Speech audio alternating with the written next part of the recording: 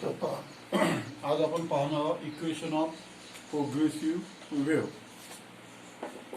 तो ये जो इक्वेशन है, इक्वेशन ऑफ डिस्प्लेसमेंट क्यों इक्वेशन ऑफ प्रोग्रेसिव, ये डायरेक्ट है. तुमको इसका प्रूफ होगा नहीं है. पिछले साल के सिलेबस में ये प्रूफ था. अभी तुमको इस साल डायरेक्ट दिया है, तो डायरेक्ट लिखना है तुमको. ठीक है. Equation of displacement, equation of displacement of any particle of medium, any particle of medium at a space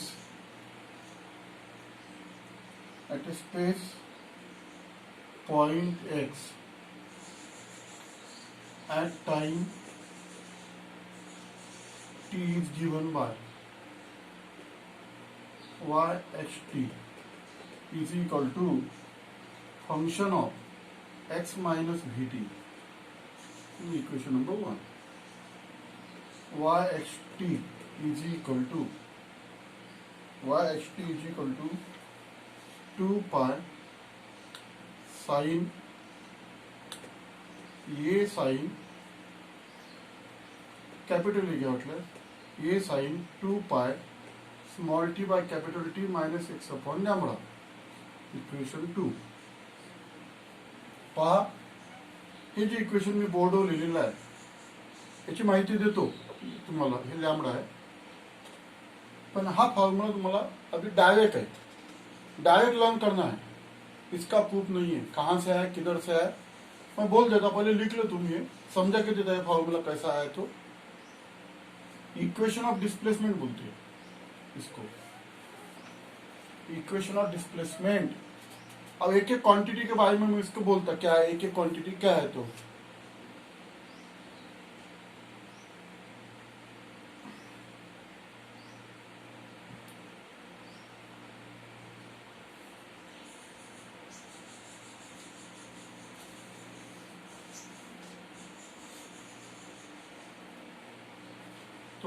this equation, above equation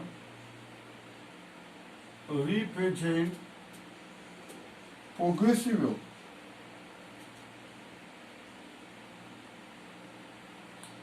Progressive wave traveling along positive direction of x-axis.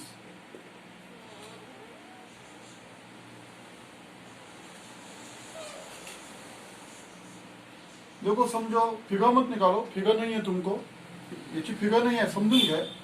समझो ये progressive हो, ये अगर positive direction पे जाती है तो इसका डायरेक्ट फॉर्मूला लर्न करना है तुमको. प्रोग्रेसिव लास्ट पीरियड में पढ़ा है कि the wave which is travelling through medium continuously in a given direction without damping और विदाउट डिस्टर्बेंसेस के obstacle is called as a progressive wave. ये प्रोग्रेसिव वेव है, ये पॉजिटिव डायरेक्शन पे जा रही, positive direction of x axis पे जा रही. तो ये डायरेक्ट फॉर्मूला लर्न करना है तुमको. वाई यानी डिस्प्लेसमेंट, यानी समझो ये वेव है, ऐसे जा रही वेव, ठीक है ना. ये वाई यानी ये डिस्प्लेसमेंट है. ये वाई एक्सिस, ये वाई एक्सिस है. वाई एक्सिस पे अपन ने डिस्प्लेसमेंट मेजर किया. कैपिटल ए को एम्पलीट्यूड बोलते हैं, ये एम्पलीट्यूड है. This distance is called as amplitude. तो लिखो यहाँ पे वेयर, कैपिटल ए क्या है, एम्पलीट्यूड. इसको एम्पलीट्यूड बोलते हैं. Amplitude of wave, amplitude of wave. Capital T, capital T को बोलते पीरियड ऑफ वेव. पीरियड यानी एक ऑक्सिलेशन. पहा मागच्या पडला तुम्हाला शिकवलेला आहे. This is known as a crest and this is known as a top. One twist, one top form a one transverse wave. एक ट्रांसवर्स, एक वाइब्रेशन झालं त्या. आणि अगर ऊपर पार्टिकल वाइब्रेट होता है तो क्विस्ट फॉर्म हो जाती है. नीचे अगर पार्टिकल वाइब्रेट होता है तो टॉप फॉर्म हो जाता है. तो इसको एक वाइब्रेशन बोलते हैं. एक वाइब्रेशन कंप्लीट करने के लिए जो टाइम लगता है उसको पीरियड ऑफ वेव बोलते। लैम्बडा यानी वेवलेंथ, लैम्बडा यानी वेवलेंथ है, वेवलेंथ ऑफ वेव। वेवलेंथ यानी distance between two successive crest और distance between two successive top is known as a wavelength. ये वेवलेंथ है। देखो डायग्राम निकालने का काम नहीं, ये सिर्फ अंडरस्टैंड कर लो ये क्वांटिटी क्या है। तो y यानी डिस्प्लेसमेंट, y एक्सिस पे डिस्प्लेसमेंट लेगा, क्योंकि पार्टिकल जो सिंपल हार्मोनिक मोशन परफॉर्म कर ये y एक्सिस पे, और this is the direction of propagation, wave ऐसे जा रहे सामने। समझ में आया ना। x यानी पोजीशन, स्पेस है ये। समझो समझो एक p पॉइंट है, x डिस्टेंस के ऊपर है, यहाँ पे यहाँ से यहाँ तक वेव को जाने के लिए टाइम t लग गया, और ये पॉइंट जो है ये स्पेस में, ये p पॉइंट है कितने डिस्टेंस के ऊपर, x डिस्टेंस के ऊपर, तो यहाँ पे उसका डिस्प्लेसमेंट y है, ऐसा उसका मीनिंग है। ये डायरेक्ट फॉर्मूला लर्न करना है। ये यानी एम्पलीट्यूड, कैपिटल T यानी period of A wave, lambda यानी वेवलेंथ। और उसके पहले जो बताया था मैंने, इसके इक्वेशन 1 जो बताया था, f यानी फंक्शन है, द फंक्शन f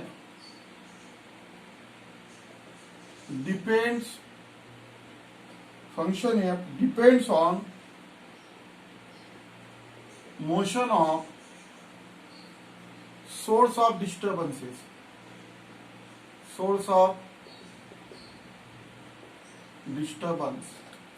डिस्टर्बेंस बताया ना। वेव की डिफिनेशन क्या, this oscillatory disturbances travelling through medium, ये डिस्टर्बेंस जहां से वेव निकली वो सोर्स ऑफ डिस्टर्बेंस है।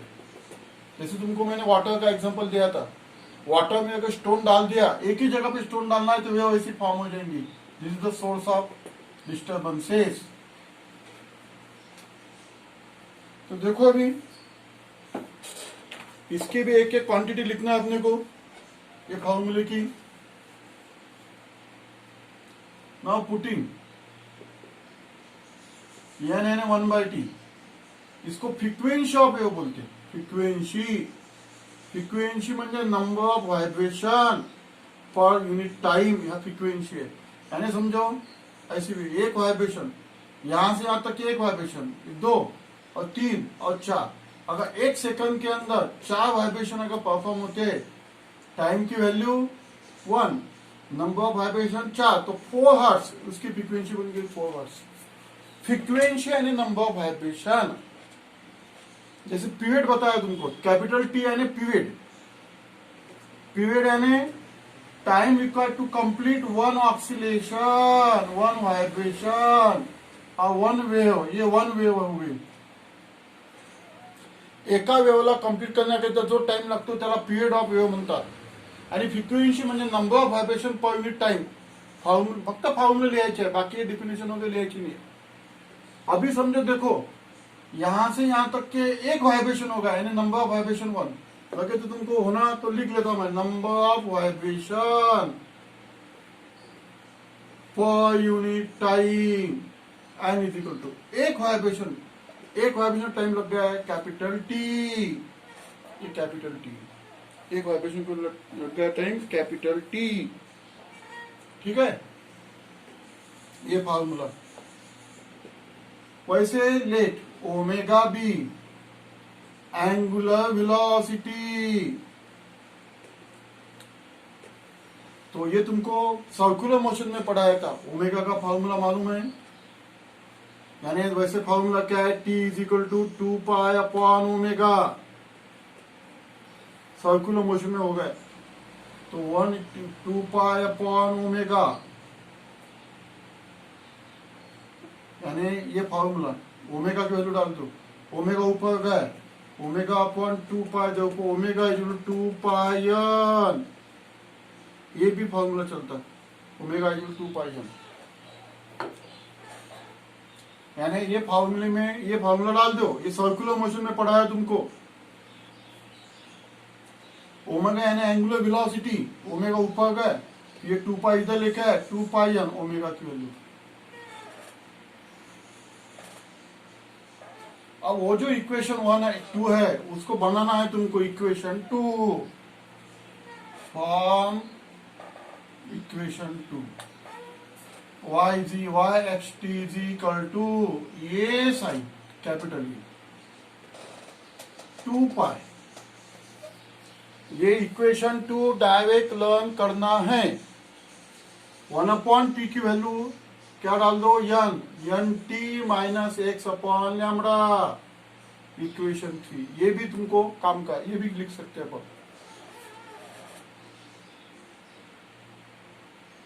यानी 1/t की वैल्यू डाल दो n। अब 2 पाई का अंदर डाल दो, y x t is equal to a sin 2 पाई का अंदर 2 पाई n t माइनस 2 पाई x upon lambda.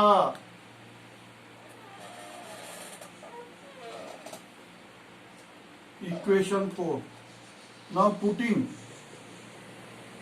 Omega into 2 pi n, omega की वैल्यू डालेंगे 2 pi n, okay 2 pi upon lambda. इसको प्रोपोगेशन कांस्टेंट भी बोलते, प्रोपोगेशन कांस्टेंट, और wave number भी बोलते हैं इसको, और वेव नंबर। ये के है, के जैसे रोटेशनल मोशन में अपन ने रोटेशनल डायनेमिक में देखा था, के को बोलते हैं अपन रेडियस ऑफ गायरेशन। यहाँ पर के को बोलना है प्रोपोगेशन कांस्टेंट और वेव नंबर। ये वैल्यू इसके अंदर डाल दो, therefore y x t is equal to a sin omega t minus के एक्स। इक्वेशन 5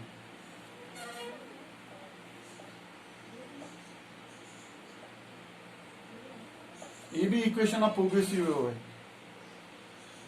इसको अपन दूसरे मेथड से भी लिख सकते हैं,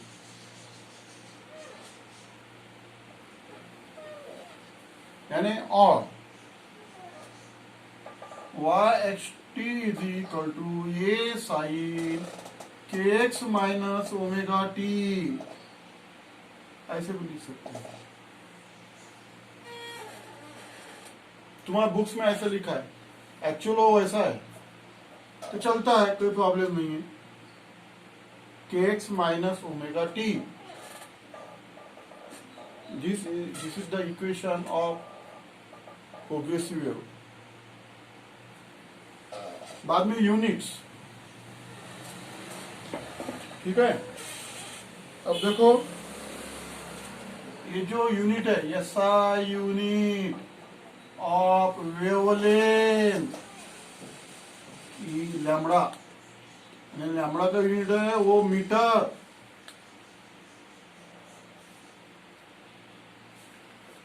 ब्रैकेट में लिख लो 1 एंगस्ट्रॉम यूनिट 10⁻⁻10 मीटर। अगर वेवलेंथ एंगस्ट्रॉम यूनिट में है तो उसका कन्वर्शन तुमको करना पड़ेगा 10⁻⁻10 मीटर। ये कन्वर्शन है। SI unit of wavelength, wavelength क्या है ये बताया तुमको मैंने। डिस्टेंस, ये 11th स्टैंडर्ड में distance between two successive crest, और distance between two successive crest और top is known as a wavelength. इसको वेवलेंथ बोलते हैं, ठीक है। ये हो गए SI unit of k is k का फॉर्मूला क्या बताया मैंने तुमको, k is equal to 2 pi upon lambda. तो 2 पाई को यूनिट नहीं है, पर मीटर और metre wish to the power -1। अब ऐसा भी लिख सकते हैं, पर मीटर और मीटर विश टू, तो ऐसे ही लिखो metre wish to the power -1, क्योंकि 2 पाई के का फॉर्मूला क्या है, के को क्या बताया मैंने, प्रोपगेशन कांस्टेंट और wave number. 2 pi upon lambda, lambda is metre, 1 upon metre और metre wish to the power -1, ये भी लिख सकते हैं। SI unit of omega is, omega क्या है, ओमेगा एंगुलर वेलोसिटी। ये तुम्हारा सर्कुलर मोशन में हुआ, radian per second, radian per second. Speed of wave v यानी स्पीड यानी ये जो वेव है, ये जो सामने जो स्पीड से जा रही वो स्पीड है। Distance travel by wave per second. हर सेकंदने म्हणजे प्रत्येक सेकंदामध्ये कापलेलं अंतर, त्या वेव्हने प्रत्येक सेकंदामध्ये कापलेलं अंतर त्याला स्पीड म्हणतात. हर सेकंड के अंदर काटा हुआ distance that is known as speed. उसका डायरेक्ट फॉर्मूला तुमको लर्न करना है, omega upon k. And SI unit of V is metre per second. Speed का यूनिट क्या है? Metre per second.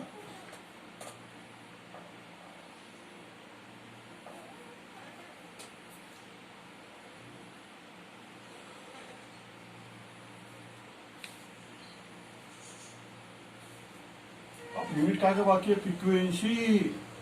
SI unit of frequency यानी N is hertz. H is small on hertz, HZ. SI unit of frequency is hertz.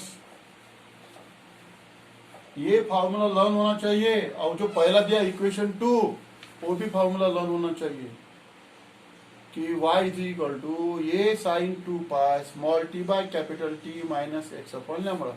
फिर उसको अपन ऐसे कैसे convert किया, ये पूरी प्रोसेस बताई मैंने. एक्चुअल वो ओरिजिनल फार्मूला है, तुम्हारा बुक्स में डायरेक्ट दे दिया. ये मैंने वो ओरिजिनल फार्मूला देके उसको प्रूव किया है. तो ये जो फार्मूला दिया है यहाँ पे माइनस है. Wave is travelling along positive direction. अगर वेव निगेटिव पे जाती है तो उसका भी फार्मूला है, सिर्फ यहाँ पे प्लस करना पड़ता. समझ में है ना? चलो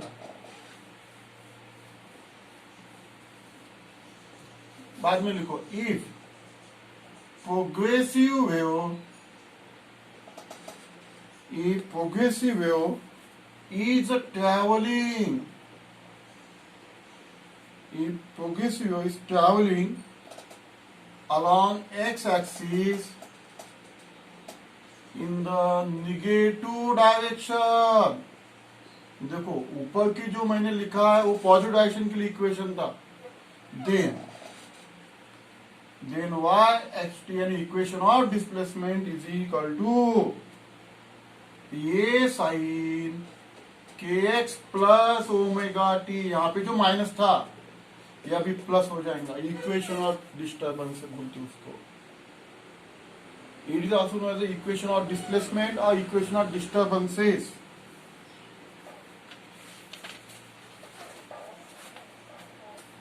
यानी ये जो था माइनस यहाँ पे प्लस करना. अगर वेव ऐसी जाती है निगेटिव डायरेक्शन पे तो यहाँ पे प्लस करना. अगर वेव पॉजिटिव डायरेक्शन में जाती है तो यहाँ पे माइनस करना. ऐसे याद रखना. तो ये इक्वेशन जो है प्रोग्रेसिव वेव का ये डायरेक्ट तुमको लर्न करना है. उसके हर एक क्वांटिटी का यूनिट बताया तुमको मैंने. हर एक क्वांटिटी क्या है डिफिनेशन में लिखने का काम नहीं है. कैपिटल T यानी पीरियड, कैपिटल लैम्बडा यानी wavelength. It is measured in angstrom unit. 1 angstrom unit is equal to -10 metre. n यानी frequency, n is equal to 1/t. Omega यानी एंगुलर वेलोसिटी.